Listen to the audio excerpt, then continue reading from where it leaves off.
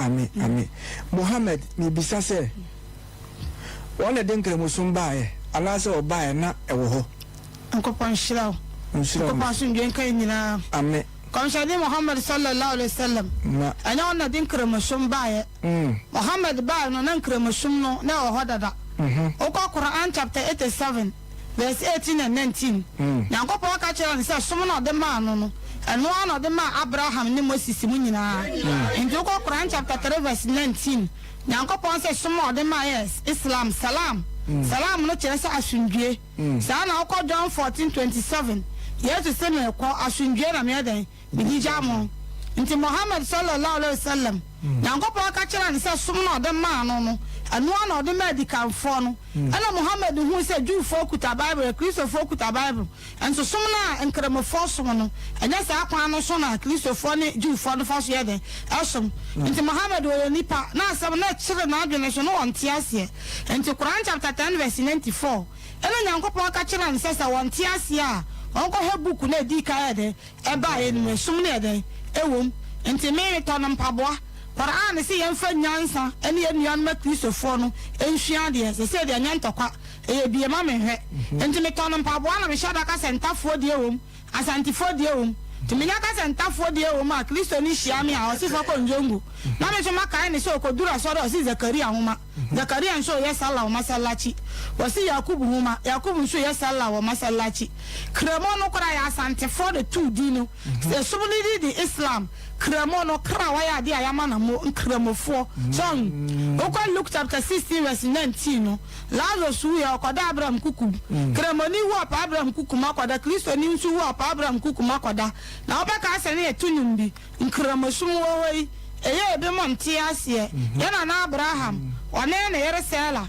osori anopa he no afa ni buta wade ahoro no ho wade ahoro ne nsa wade ahoro ne nan okwa asori da mu a asama waka ni se la la la ilala la la la ilala na che so hini bie no afata sa wosom no jo tumfo nyankopon na okwa Bible mu so a Genesis chapter 12 verse 1 down nyankopon se annam Abraham so be hira wiase wo hira Abraham wo be hira o do be no so de obadome nti wa opese nyankopon hira wo ma bia no hira Abraham wo hira Abraham nyankopon so be hira wo do be no so a obadome nti ahemfo no ya mu hira Abraham ye be hunu hira nti wo kwa Bible mu a Galatians 4:21 wase mu a mo pesa mo hye marasie mo kan kire me monte de amara ne sia na ya tura sa Abraham o mamienu ba ko ya fana ba ko ya de hye ba na sa nkola ne mienu na o mo ya mfato ho e se nkola ne mienu ne ya pam mienu apam edi kan na efri Jerusalem ye ni sa ne Bible ye to su mienu ne Filistina papa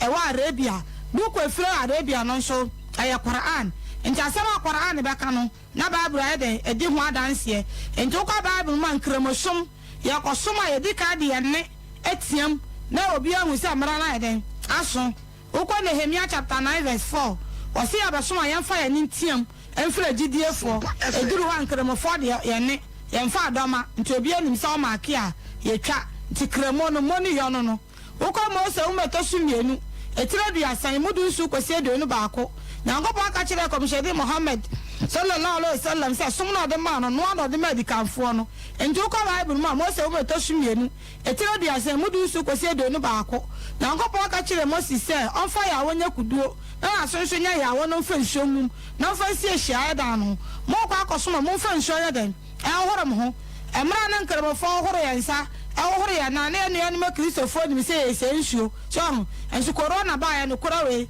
ebede di ho kwa bank kora na horo we sa ewumura bank ho ana me so na me ka kem cha mo sin kremofo se nsuo dia se mo so budi fu no kwasha mo kire se light pa ho nti corona ma lo ala no bia hu se eya no kora so o kwa Bible ma Ezekiel chapter 43 verse 4 hokro no nyankopon si ubesi asore dan amana ni hwepe ahodum na ni monyam ye den efiriba enso yam se enu anu nim bebre sin kremofo asumawia kremoni sumawia na chese onim de oye anka sumawia nka ewia no koto atoye nso so a ka ebedale ye ni ayeden akohel nti ya kremoni na se Kristo ni bi kaseti a se usumawia ene no nko onim eya abotre se de ye bi ma menhwe so Yankramofo na say na awusa nkwa na ye nuanom no ne yanka twi nti na omu nim sesa na som ne de etie nde say de yakrokoro na nyina edi sua de nti waka say usuma awia e ma ogunfu eno ane say obema na Ezekiel chapter 43 verse 4 ho koro say anya de onko kan obehu say de o ye no sa na Bible no say de ewom nkramofo wura asore de ma yakoto sore ne de anim ayeden abutu fam okwa Nehemia chapter 8 verse 6 oso di for Ezra obi ahomanim no omani nyina sori gina ho o hira rade nyankopon kese na omani nyina age so amen na omema wansa so na okotoi esori e de wani yede ebutu fam sham se kosi adafo kese tia memene dafo sa memene dafo so munye memene dafo so kese tia kosi adafo se kosi adafo de anya na esi good friday so nkramofo na eden e kofiada tinanu ya me ne chichafo bi ibisa am say good friday fiada papa enso wo kira se a wo si Yesu amanhunu na wo kira akora se de se wo kira ne kofi is a girl ama is a boy so good friday should ni ba mu say enkum Yesu enfa ni good friday nti yema yedi na ho ne enhia de nti Islam som anya ntafo de a nyina ye de a ye ka praise the Lord wo si hallelujah no ye Aramaic ne Arabic ne ti sa sante ne mfante so Islam som anya Muhammad ne de ba ebewie ne so dio anya Muhammad ne de ba ne ebewie ne so na mami mi se win so Muhammad sallallahu alaihi wasallam muboni din pa adenti na muboni din bebre sa yankopon shirawo ye oya kramonia anya Muhammad nkwa na ese uji ni die oya Quran chapter 2 verse 137 down ho koro no akomishe fo bo ba ye ni nyina na ye nhye sa ye de uji omudie so say ya body di komishe ni Muhammad sallallahu alaihi wasallam ya Yesu Kristo ya friend annabi Isa anya fesa obeka say Yesu enya buo enso ma Yesu na de aka yanim kramoni ni Yesu ni a onya kramoni nkramo sunu ni dinya de enka ho woji ko ayi odifo Yesu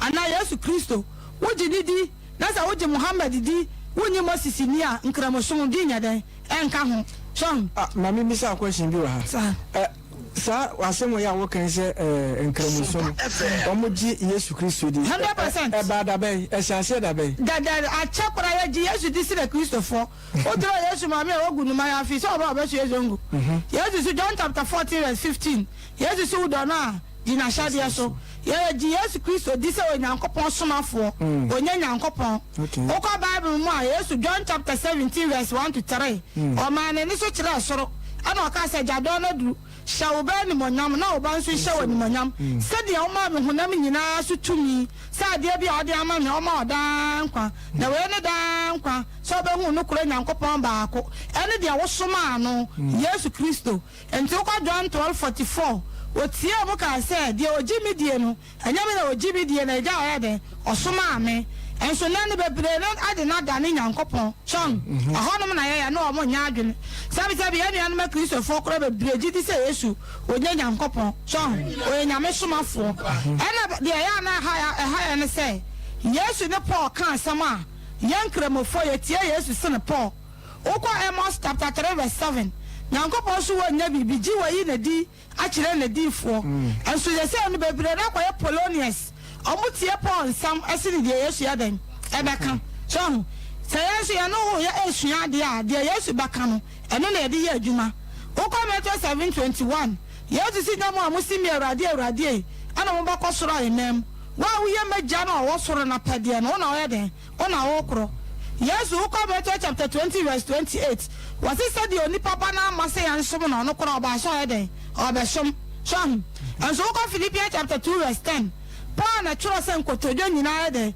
enkutu Yesu na nyankopon enya nimonyam enso oba kai a okọ Matthew chapter 4 verse 8 no abonsam fa Yesu ko popo tintin bi so ekọ kira na de wo wiase nyina sanka obekoto asore na nkode de wo wiase nyina de ebe ma no Yesu ma abonsam ti ase se won firi ne so nko ni atworo se koto sore awurade onyankopon ono nko ana somono son okọ Roman chapter 10 verse 9 Paul tworo ase wodi wanu pe mu kakeke se Yesu Kristo nyankopon ba na wugidi se nyankopon nyane na firi ufuo ba obenya nkwa na chese obekọ heaven no enso ko Matthew chapter 19 verse 16 obi be busa Yesu say ade papa be na waya obenya nkwaje Yesu busi ka kire nso onko di Nyankopon emra nsem no so on say Yesu oma o ka no oma engine no oma petrol Paul de oma o ka oma engine ena me shada na me de Paul de no ko airport ti mi duro ha na mo busa me say me pede na me say hu quotation mi Romans chapter 10 verse 9 say wudu wa no pem ka keke say Yesu Kristo Nyankopon ba na wugidi say Nyankopon nyani na fro fo no benya nkwaje dia ene ma ba airport ma je tum otu fo say tutu ya sante hene me gidi pa ene me ni visa me ni passport me be free play amti da bi sa de enye yo ena me say have no so yankwa nti say kokko de masa enti ko tie de Yesu ya den e kan ye no so say pa quotation enu anu mu bi di non so si wo yefuni yare enti e ya no mansa kakra ensa no nso gu ya ma oba ha fam kora usuti asase ya busa so ba kwa heaven na usuti si da bi uya no anointing so bi a weki so report so and so ko 2 Corinthians chapter 11 verse 16 da ho kro no o kan se Paul say nsem bi wo ha o kan wo nkwasi asem mu enti ya yentie adifo ne no masem ense de Paul ye de e be kan o kan asem na se ene adifo de ne mo abira ye de ye adwuma o se Corinthians 4:21 no na tworo yo o se ba akwa ya afana ba akwa ya dihie ba so ho na ade no start here ene bi mo fan say Ishmael de o ya afana wanya dihie so enso ko Bible ma Ishmael dini Genesis chapter 16 verse 9 as it chere Nyankopon watie Isaac so Genesis chapter 17 verse 19 as it chere serie ena ka o de two scale no so anka de ahe na adihie di so tini di Paul no as it chere hypocrite or da adafo o chere sam komo Efeso for de obeka nko o chere sam komo Timothy for de wede obeka nko tie Yesu enu masem ese de obeka o ka sam na se ne di for de na ya pepepe de a ye fa ye de e di adwuma suma hu se Kristo for no ebi kura gini sam ni di ye den ese ni die Yesu ebeka ene Paul de anso na aba no 1 Corinthians chapter 14 verse 25 wasi ade a wodi ahinta mo no ene obema na dadi na ode sa akotoi e sori e na odi nanim butu fam e na ohunu se oyede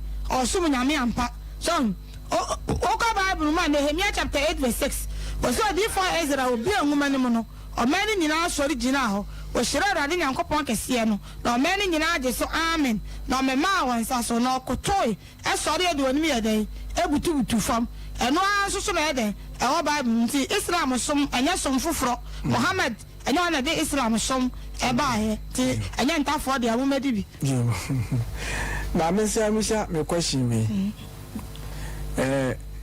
ekisofo binum e wo gidie bi se yaka eja oba ene wonkonkon Nyankopon shira Bible ba bia no ha ya tworo Trinity etifi asem se Trinity nyame eja nyame oba nyame wonkonkon nka mom ya baako eni Bible mu ba bia Oka Bible ma Ezekiel chapter 2 verse 1 emera otumfo Nyankopon soma Ezekiel no osi Nyankopon honhom eba me so ente honhom no ele di adifo na chi amoya de omudi ya omoye nsankyere ne no Yesu John 14:28 Yesu si meja no oye kese de esene me Yesu ankasa oni Nyankopon aya baako Yesu kan John 10:30 sabi ni meja no ya baako no John 12:44 o kan duru ba bia wo se kasa kwara no onim kasa Nyankopon na kira ne se de onya de o si nkasa sa na o ko Exodus chapter 7 verse 2 Nyankopon ka kire Moses se wo Moses madanu wu Nyankopon ma Israel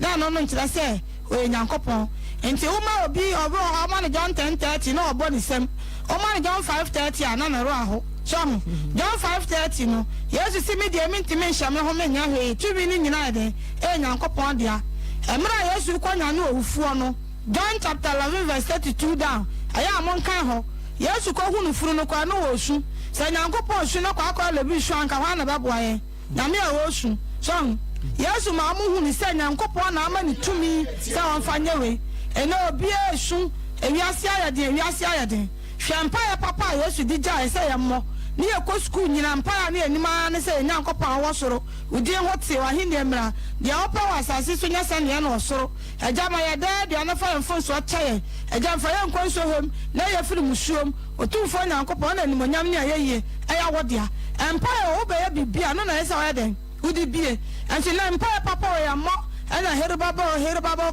kabo yampam silit ya to kenta akona ede akọ phantom ago ene ehu go no nti sampa na Yesu di jaye no ene Yesu obi asom no ede na obo ya bompa e kire Nyankopon se Yesu kwanyane obi a wowu na nsa na ya onwanwa Ezekiel chapter 37 verse 1 okoro no odi for Ezekiel ono dompe no ede okonyane ye omudi Nyankopon tumi na ede eye ubisa obisa ohoti sen Yesu adom wawudi a yen kase wa Yesu dia wawudi a aye Nyankopon dia nti mo menhua dia yi me pa cho ngamofo muji Yesu di ana mo nyini ni Allah akbar 100% okọ Quran mu a ya o Mary chapter ye ni oba bia o chapter this Mary nkwa na o chapter ani din e Quran Surah al-Maryam Quran chapter 19 enti say Quran chapter Quran English no ebi o ha say Nyankopon adom michicha bi radio stations bebre aje bi wa Accra aje Aisha otumfo Nyankopon hira no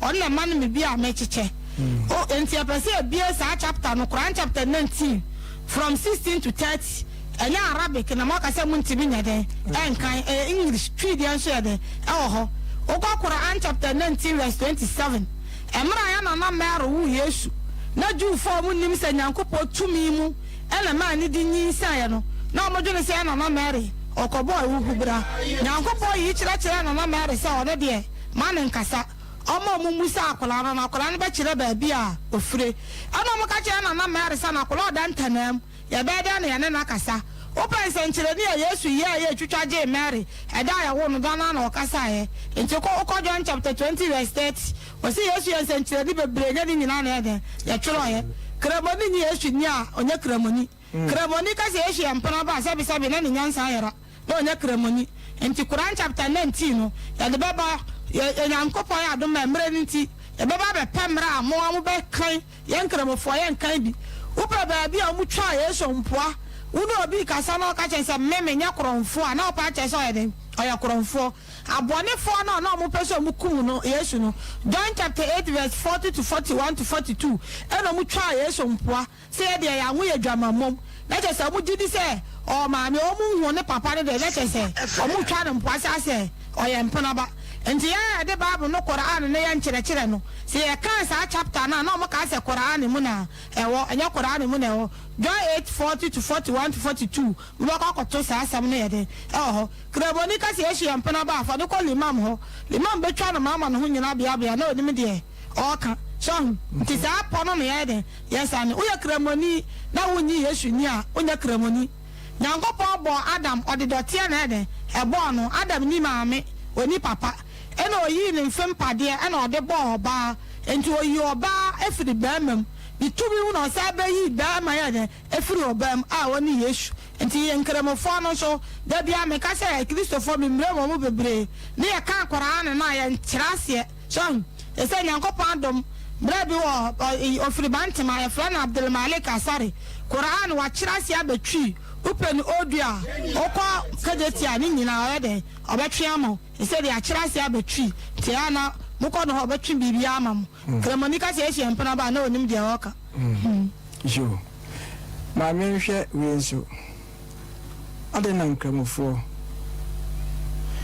muntini nsesa da mo de kwaso ne fiada nko na mo de kwaso fiada no suratul jumaa no e Quran efiada no da di enyina de ko hia de esom so sa wo ko Bible ma unya ba bia ya tro se yen kwa sorry Sunday ana yen kwa no Saturday so enti jima no so no se eduru ba bia anya force se bia ba bia wote no e ho no be kwa akwaye no uduru ba bia ya masalachi ese abe ba ya me tetafo so mi duru so ame masalachi ho na me ya de me kwaye sala no home okay enje bia be phone lines na tum now so ode wa gyenkyeraba enkromosum se ne sibi esom nkramo na ye kyekire mu no nse se ne tibia no wo fie no wa dwene wo so pa na ofu ko so dwumadi na ye gye no because dodo na no me nya na no kanka me kwa menyi senkromfo mu gi Yesu Kristo di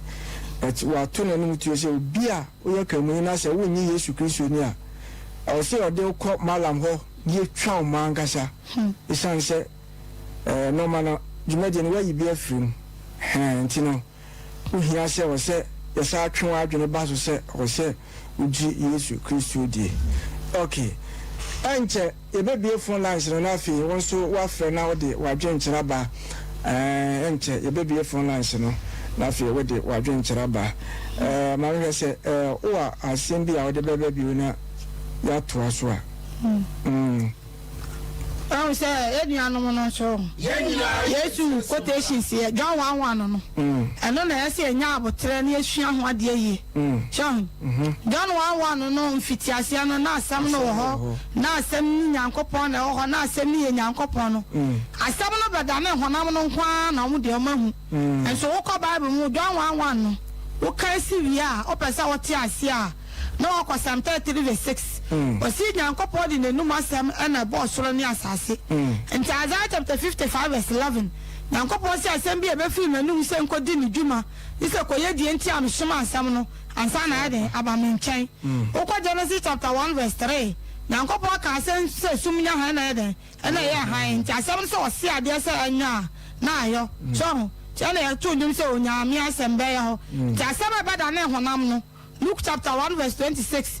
A man so yana married to a sort of 4 barn in Chasing and Copon, say, or Machine, boss, or Benny say, Chum, so about 4 barn, or a man parasitamo, or a money buco, or 1 panny beer. I saw the free and Copon Nuno, and married, and you say, I saw an uncle upon the boss or the assassin, and such a assassin, or you know what, baby, and all, bet me, I will.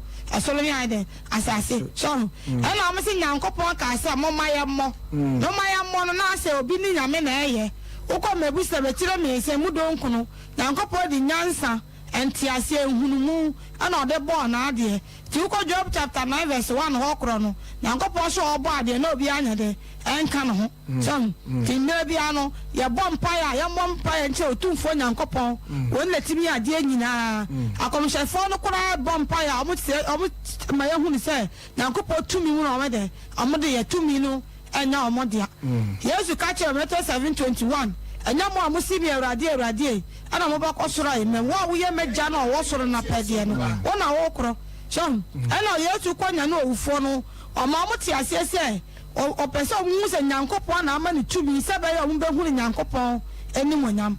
He said, I'm married in our honey and Shiandia. Mammy, Miss, I have a question. We try to enough in me for lancing too. The question is, Argentina. Some more Koya, sorry.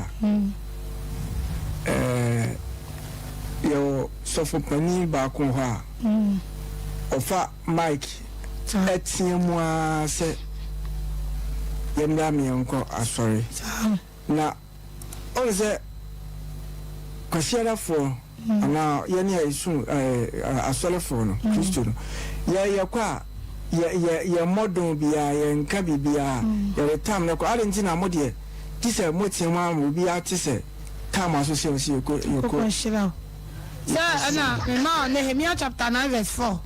I see a bashma yan fa ni team. We say the Quran kram for town so na sa akoko gina akoro hu tata na akosora akoko kora betie mama nso akoko ni watch entinka obetimi akan Bible ran ka ye kwa disem etire hwi mu nkuno soro abofo mu esuru nyina kwa mo fa sosom no ka pese ehun ana fa Bible ama me phone Bible nti ose kwa ye fa so se esum Nyankopon sa nti ose mmere no so ayen fa ya ni team na agidiefo no hu se mmere na ide aso nti uko adisa metrensi mu nkuno wasi ahotrefo nkunim difo wasi bi hunu nipa ko kesi obi ntimi nkan omo omu fraba na mane ehihenta ebusuokuo nyina ehihenta alfita no wode ne kesi atie mu ka se nkwaje na enya nkopon tie anwa so dia ama so rabofo nyina e bompa ya omo de omo ni mayeden ebutu fom uko Bible ma Yesu simi no kwa na kora enkwa obi meja na nchen disi anam no so Kristo ni a woni mo hwe dia na nya saa John 14:6.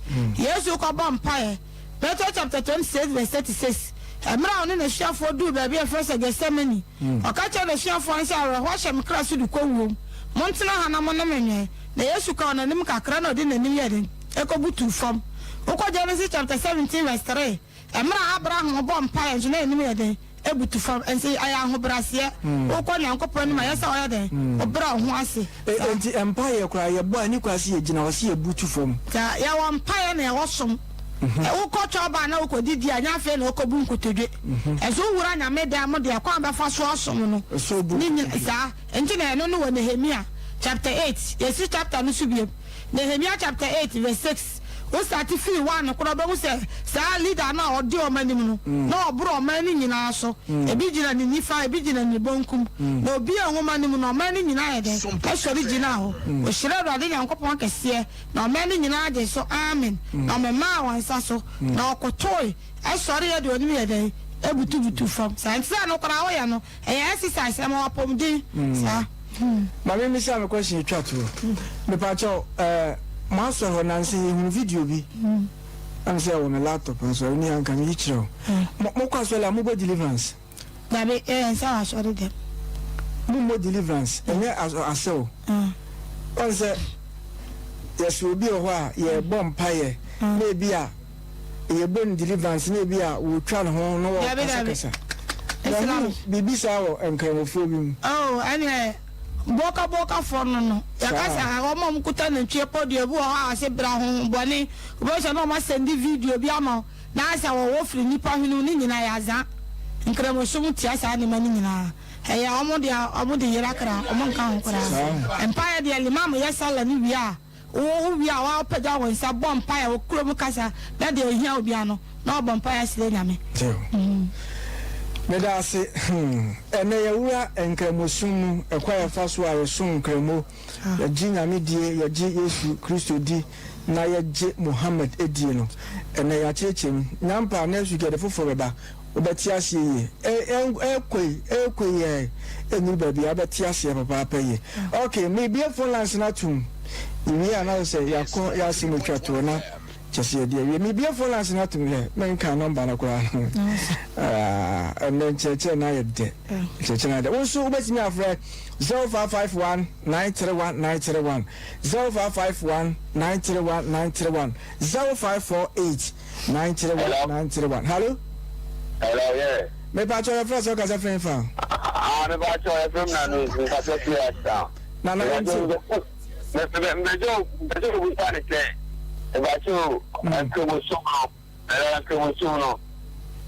E fa me bia e kire ma je se. Ade ti na hu wa no ma mo mo pabo. Omo wura aso da mo mo pabo. Omo mo pabo ai. Okay.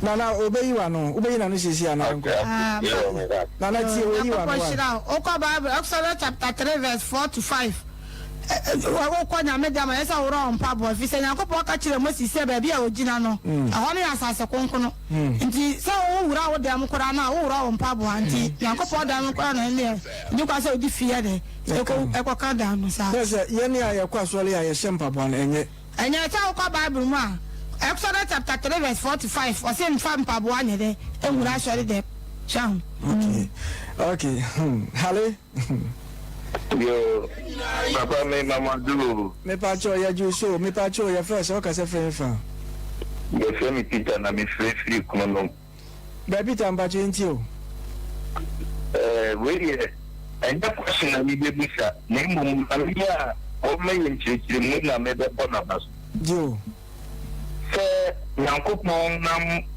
yɛn ama ne nyansa titigi no ɔkyerɛkyerɛ sɛdeɛ ɛbɛyɛ a yɛnyɛ bɛhu sɛdeɛ Nyankopɔn no ɔsitie yɛnyɛ de yɛnigye ne ebuo ɛbɛma no Nyankopɔn nkɔ so nhyira no amen na mmom wɔma ne nyansa a ɔbɛtumi de akyerɛkyerɛ yɛn bie mu ama yɛ nyinaa yɛakase ne ɛhu sɛ enye atitofo nko na enye Israel nko mu ye nyina ye ba eni na ne jumadi a ubedi e be hye Nyankopɔn animi na Nyankopɔn onhyira no onhyira won so pa da se pa no aba so bode nyame onhyira hello me ba je first o ka se friend fa yo ya fa me kwa me ajima e ka se friend na dema Mr. Ajima yin ti o ayo man see program for Saturday and a better just a short while and I'm here now kakameka ayese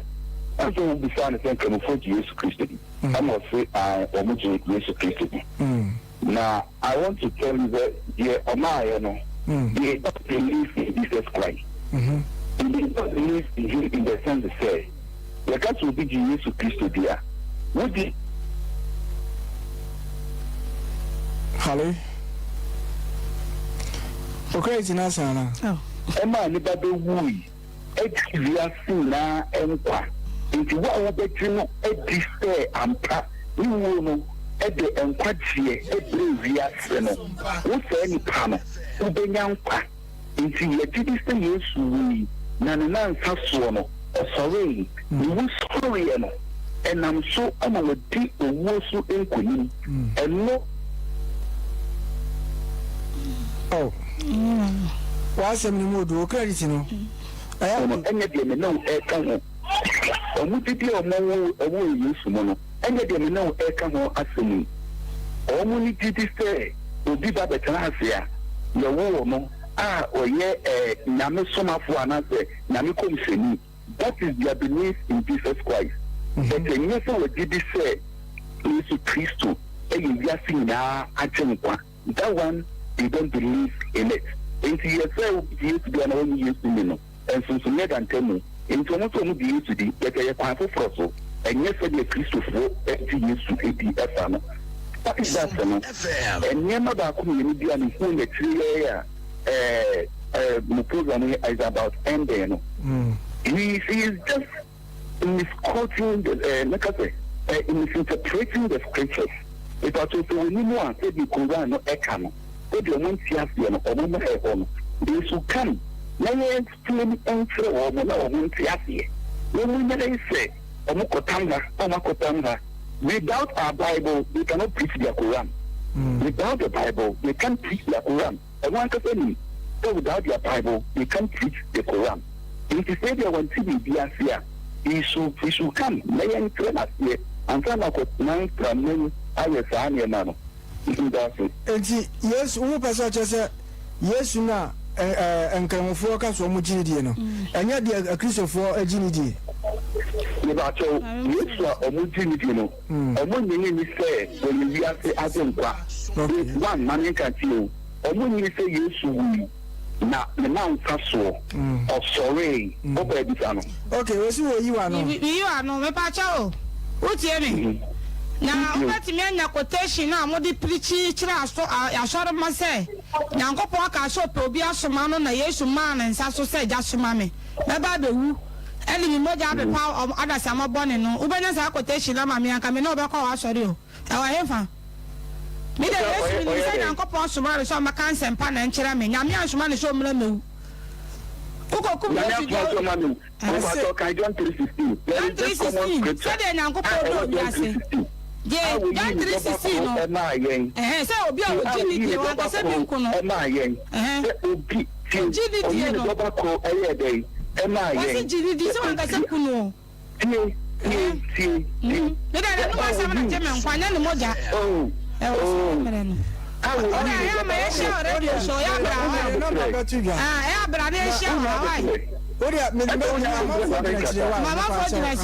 John chapter 8, verse 22. Hello. Me Pacho.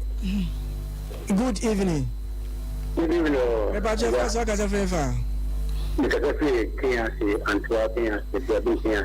Okay, me Pacho into you. Me don't madam Nabasaja and Bonabasuta. What Koleani Christopher Babu Muna, Manajipam. And a Chachi Koleano. So what needs not a dead wine and Christophonico and can afford many edges. Because it is in a bag. Because what's been problem, one must find more. Well, yes, only for the key, or yes, only many people can me see, oh, you say, yeah, saying about yes, so, come on, yes, so, this only. The man the way I saw key flat, that way, you know, about one night, what I told him in a few. Yes, you are Darcy, Yamisha Papa, Hallie. Hallie, me Pacho first, or Casafa. Hallie, your first, or Casafa. Hello. Hello. Okay, also wait me after 0551 931 931 0551 931 931 0548 931 931. Hello. Me ba your friends o ka se friend fa. Pastor Pakebe ni was atema po benim. Okay, over current you. The medical da ma na se pa na madan ka mo furi na se she. O ki ka mo su tuni pa ne ba. Ele wo bie ye ni. Ama ye hu she. Do se ka mo ka sa du be bia ko la no mo kan ese en tiase a. E ka di to dia de fa wo mo. Tama bende wa tiase wa be pa na nya wonu an kasa na be. Nyankopon na yi ni se o me kire. Nyankopon o nhira no. Amen. Na o masa Nyankopon sa hunkunkun odi amane odi be kire hu. Won fa me tiri hu fo. On fa me gadan ho se dia. Wo ye bibi. Na oda o mompa ye se Nyankopon na asoma ne se on fa kire wi mbra. E gira so ye be di nachi. Amen. Nyankopon nhira no on ka no sa hunkunkun odi ma no. On san fa do no san ka no hu biem. Amen. Ayen san ka musu ye Kristo fo na pe. Amen. Na sa ka musu ka wo hwese de wo ti kire no a. Ya Kristo fo no fa ya pa ya ira. Nyame ka no ho. On ka ye nyina ho ne ti ase. So ho pa da se. Ma me we metimi adi